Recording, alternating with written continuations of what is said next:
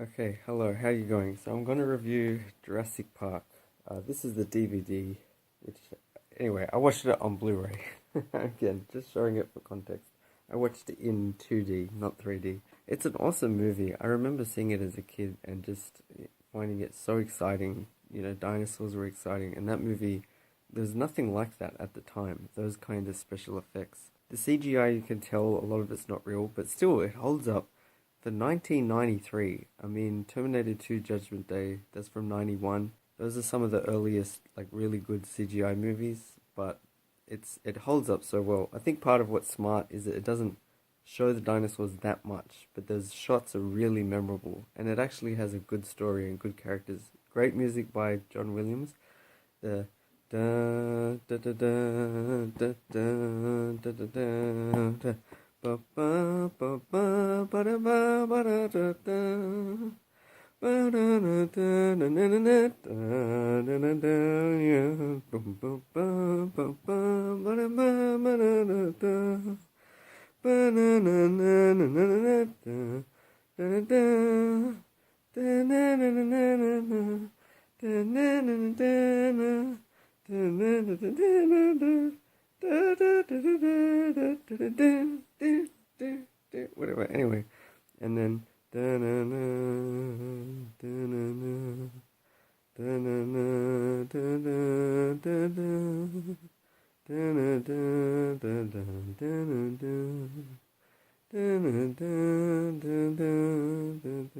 anyway, very nice music. It sounds if there's different ways to describe music, I guess, but to me it sounds a lot of it quite innocent and like natural and but kind of bold and exploring.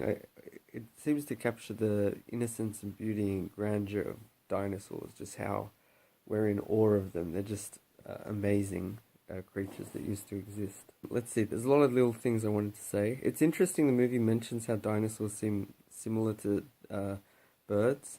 I think it's now accepted that birds descended from dinosaurs and that basically they are modern living dinosaurs. When the dinosaurs went extinct, it was, I think, technically almost all the dinosaurs, with maybe just a few that were kind of have become modern birds. But my memory in '93 is that that wasn't widely known yet or like accepted. But there's a few funny things, like just with dinosaurs, I find it hilarious. It just is crazy that everyone knows this rule with the T-Rex, that the T-Rex's vision is based on motion.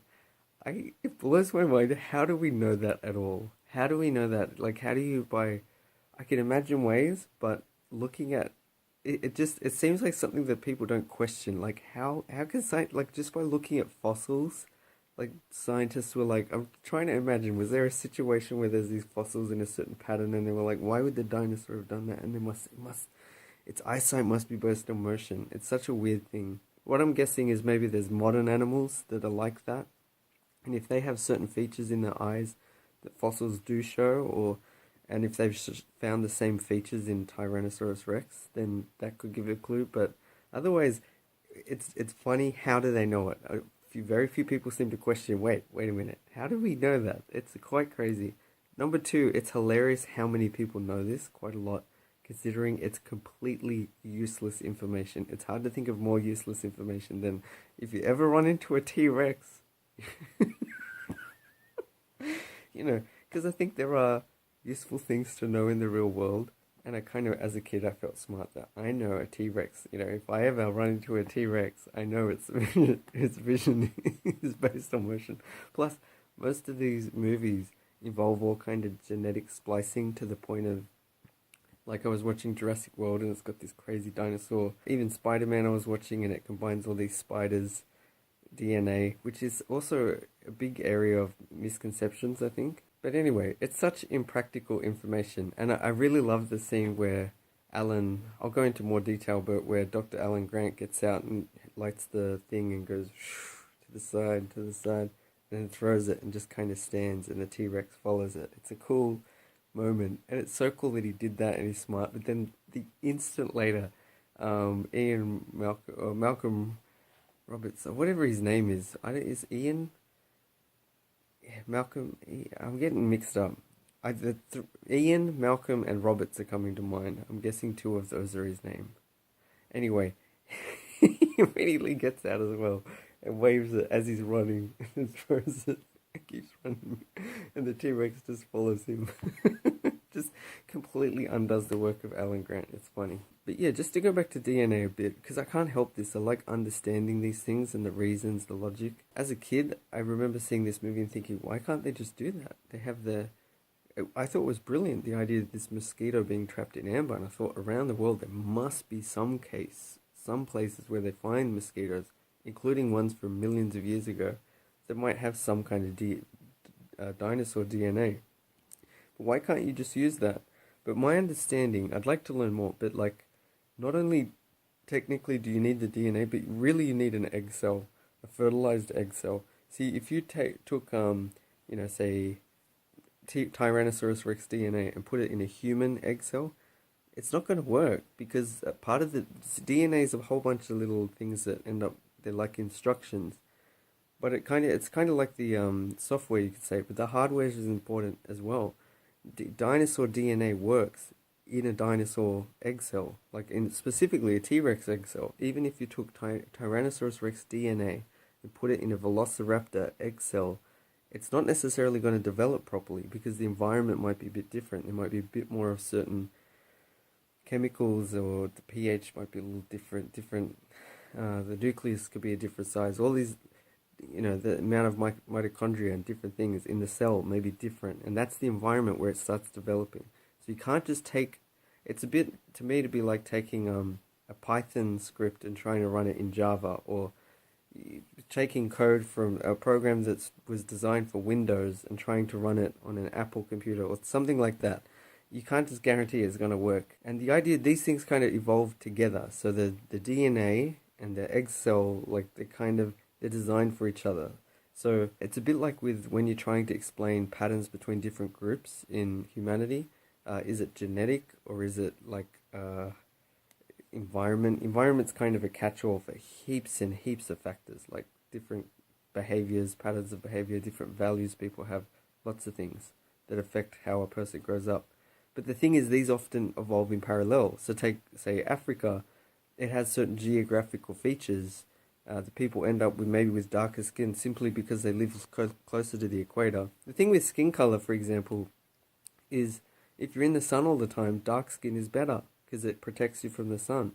If you're in colder climates or you're not getting as much sun, like further from the equator, light skin is better because it means you get more efficient use of the sunlight that you do get.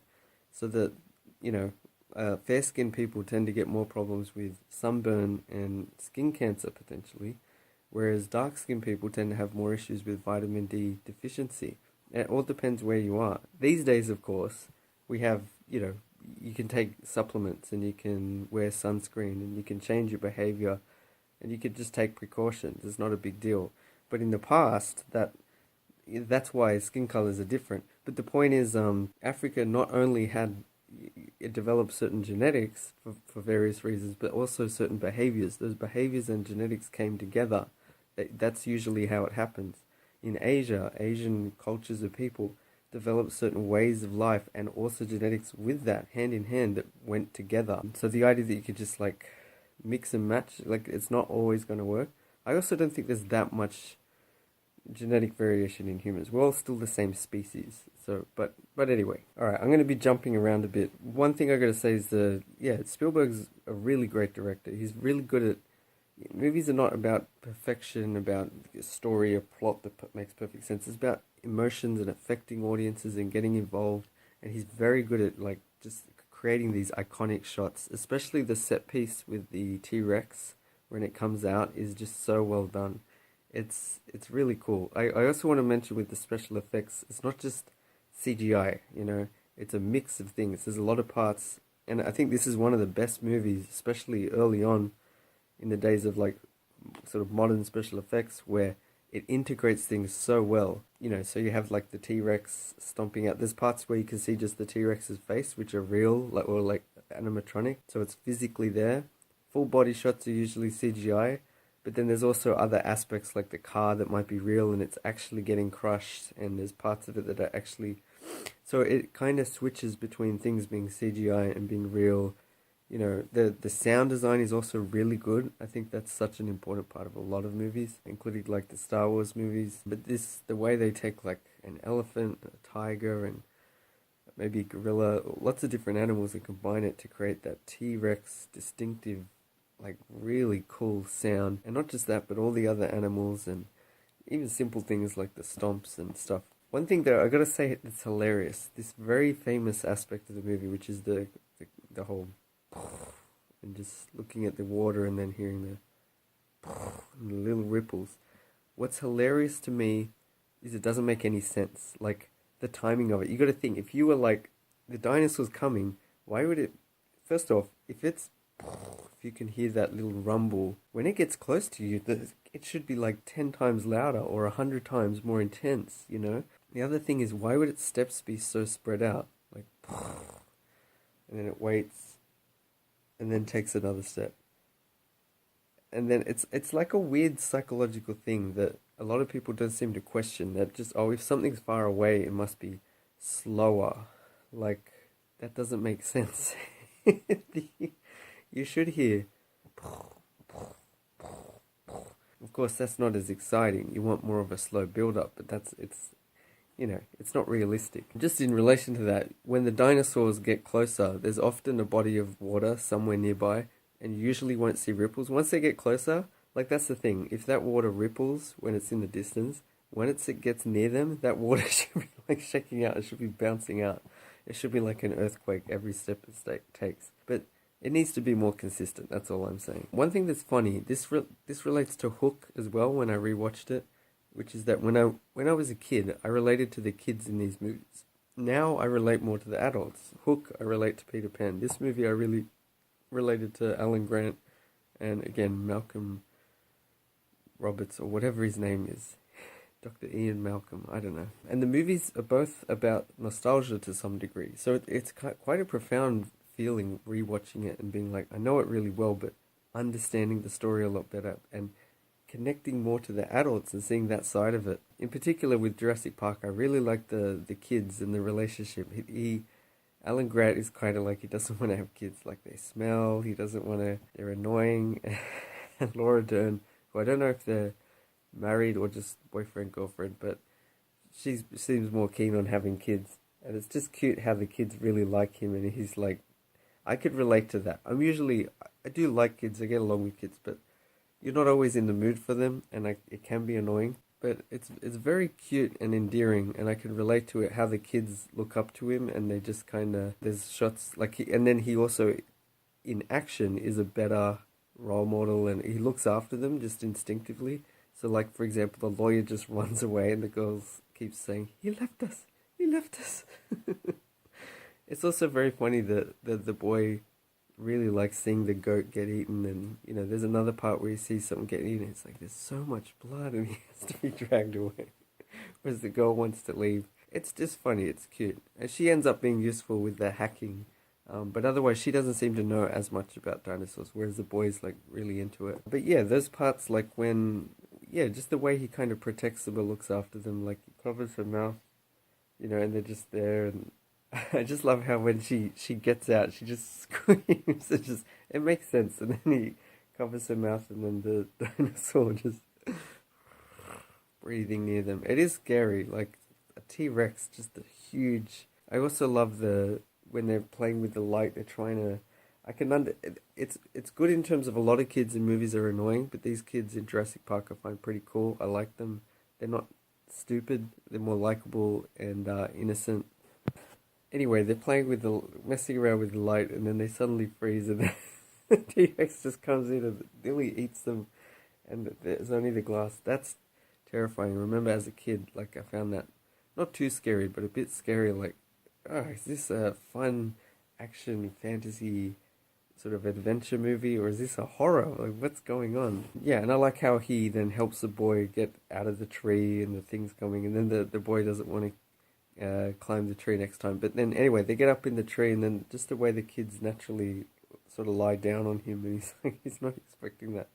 But it's very endearing. It's a very Overall the movie, I don't think I remembered how much that's a theme of the movie, the way, and then I guess his girlfriend kind of looks at him more significantly in the end. It's nice. It's like he's grown from the experience, realized maybe kids are not so bad, and it's like even if he doesn't want to be that person yet, he is naturally a good father. He's good at that kind of thing, and they naturally like him.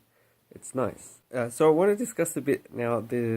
There's a lot of movies that seem kind of anti-capitalist, or they have these weird ideas about capitalism, and this one seems along those lines. I just want to give a little analogy with logic. Sometimes someone will try to apply some logic and try to reach a conclusion, and they'll do it in a dodgy way, and they reach a conclusion that's completely wrong. Now, what's funny is that some other people will notice that or point that out, and then they'll say, "See, logic isn't reliable. You can't just rely on logic." And that's like it's the wrong conclusion to draw from that observation. Some people misuse logic. That's on them. Logic itself is perfect. It's infallible. It's logic. If someone reaches a wrong conclusion, it means they weren't logical, or it means one of their assumptions were false. The interesting thing is it only takes one little mistake and you can practically get any incorrect result, even if the rest of your logic is completely right. It only takes one or two little mistakes, and that's often, I think, how it happens. But anyway, there's a reason I bring it up. But the moral of the story is logic works. It's just that a lot of people don't do it right. And similarly, some people will look at, say someone runs a business and then people die in an accident or it's inefficient, and they'll say, "See, that's the problem with capitalism, or that's the problem with businesses." And no, that's the exception to the rule. It means that they were stupid. It means they did something bad. And it's not clear, you also can't compare it to many other things. Like any other business is going to have mistakes and problems. The government is inefficient. People don't really compare it. It's like, oh, it's not perfect, therefore it would be better if the government did it, or you need regulation. It's not clear that those things make things better. But in particular in this movie, more specifically, what they say is hilarious, because you've got again, Jeff Goldblum and Alan Grant kind of jump. They say these really vague things about man was not meant to mess with, dinosaurs. Dinosaurs died millions of years ago. It's just you can't play God, and it's these very vague theories. It has nothing to do with chaos theory, by the way. I understand chaos theory. It's got nothing to do with that, or very, very indirectly. But imagine if you applied this logic to other things. Man was not meant to fly. Man was not meant to invent helicopters or planes. Man was not meant to travel faster than a cheetah so man was not meant to travel in trains and buses. Man was not meant to meddle with electricity. And when I say man, of course, it could be women as well. I mean mankind, human beings. Man was not meant to, have the internet. You're not meant to be able to play a game from Australia to France of chess. You can't play across the world. That's not meant to happen. You're not meant to be able to chat across the world. You're not meant to be able to look up words and, the internet, all of that stuff. Man was not meant to genetically modify food in order to help alleviate poverty and starvation around the world. And yeah, lots of other examples. But the thing is, if you look at, I'm sure when you had the first planes, the first helicopters, the first oil rigs, the first mining, coal mines and stuff, there would have been a relatively high number of accidents because it's a brand new area. Meanwhile, by the way, keep in mind, the sacrifices of you're taking risk, it's a new technology, we don't fully understand what we're doing. Meanwhile, there are people who are starving and dying and just don't have it remotely near the life standards that we currently have. People would not have taken those risks unless it was the best possible option available at the time. There's so many of the complaints about people in the past used to get exploited by companies and it's all about greed and money. They don't look at any comparison. Why would the people have worked there if they had better options? It's like people think it used to be just lush, living in nature was just a great way to spend your life. People lived to 80 years old, everything was great, and then a capitalist came along and forced people to work in terrible jobs. It's no, things were terrible. Everything sucked. Everyone was extremely poor, and then some people got the opportunity maybe to work in a factory. The conditions weren't great, but were they worse than any other job you could do? Not really. It was about the same.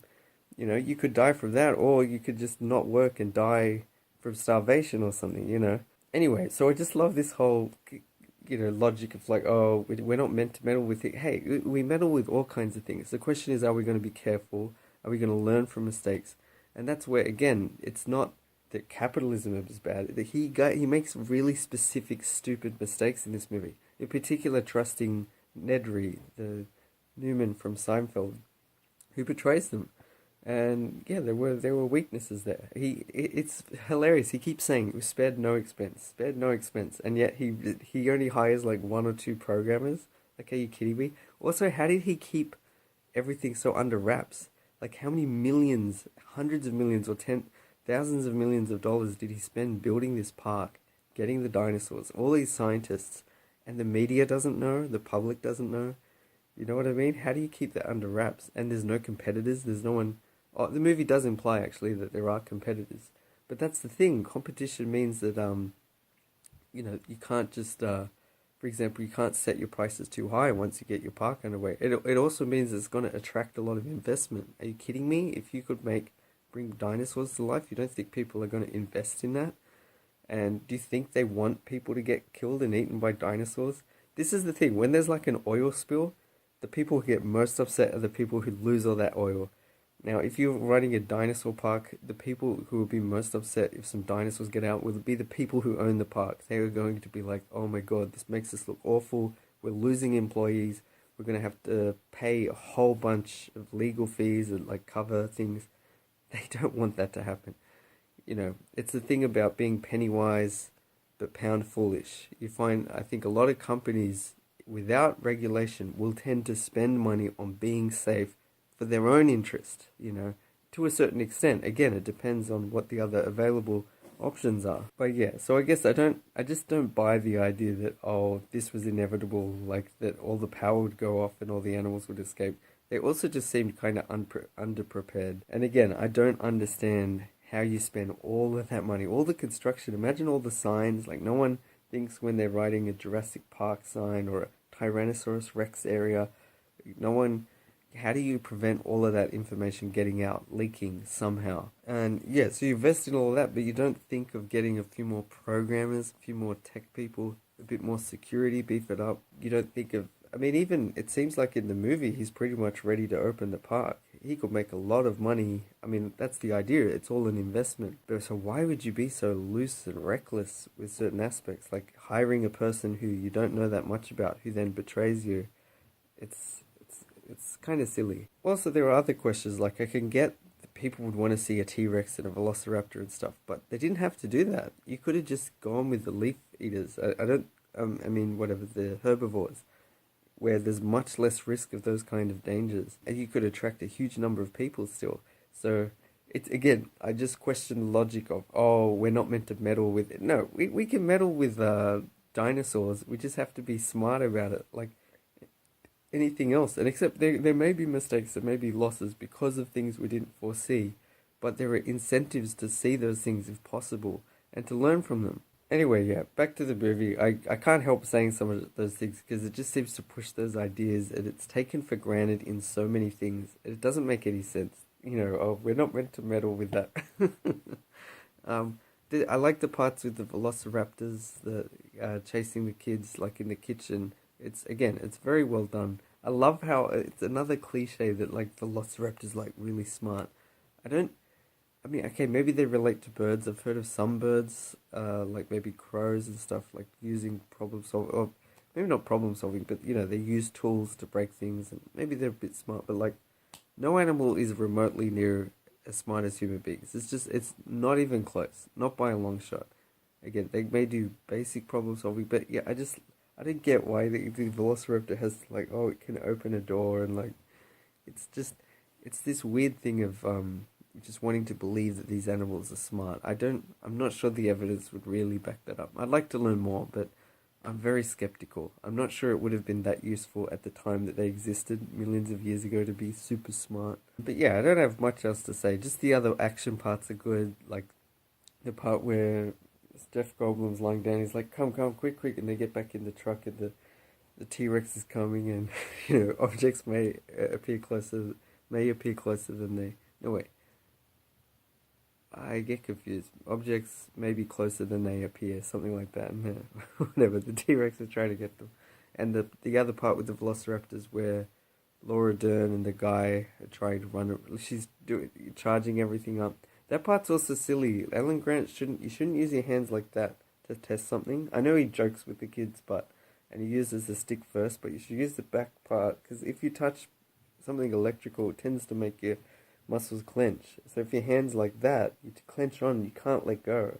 Whereas if you do that and clench, your hand can pull away from the wire, right? Common sense. It's just a little detail that's kind of silly. I should also mention I like Jeff Goldblum quite a bit. His laugh is very funny. The something like that. Just the way he's really dry and sarcastic the whole time. I could relate to that. I'm a bit similar. Just the chaos stuff is a bit sillier. It's nice when things are represented more accurately in movies. That's why I think understanding maths, I can see how badly maths is represented. People who are good at science or physics, which I think I'm reasonably good at, you can see the mistakes, and that's why only now, learning more about economics, I can see how it is similarly extremely misunderstood in a lot of movies, a lot of media, a lot of TV shows as well. I guess one other thing I forgot to mention is the close-ups. There's a lot of shots of like people just kind of having a moment before we see the dinosaurs or anything, but they're just looking and and he turns his girlfriend's head or wife's head, and just there's a lot of those close-up kind of moments of like, oh my god, it kind of enhances or builds up the like, oh my god, or people like, scared to eat something because they could see something. That's really effective. I guess that's what I meant at the start with like, Spielberg's good at enhancing those emotions, making it more exciting. But yeah, I'll leave it there. It's just to summarize again. The music's really good. It's a very good in terms of action and iconic, like scenes and set pieces that are just really well done. Likeable characters. I like the story as well. You do see kind of growth and change with some of it, and I still like the idea of like this idea of nature is powerful. We shouldn't just mess around with it. But the point being, we should be careful. We should think things through, and obviously they didn't here. So it's like there's plenty we can learn from those kinds of mistakes. But it's still like, if we're going to put the blame is not, don't mess with nature, full stop. The blame is, this guy specifically caused problems. There were specific mistakes. Don't make those mistakes. If you're going to spare no expense, then spare no expense in the important areas of like security and knowing who works for you, that kind of thing. And maybe go easy on the Velociraptors until you've got things under wraps and like you really know exactly what you're doing.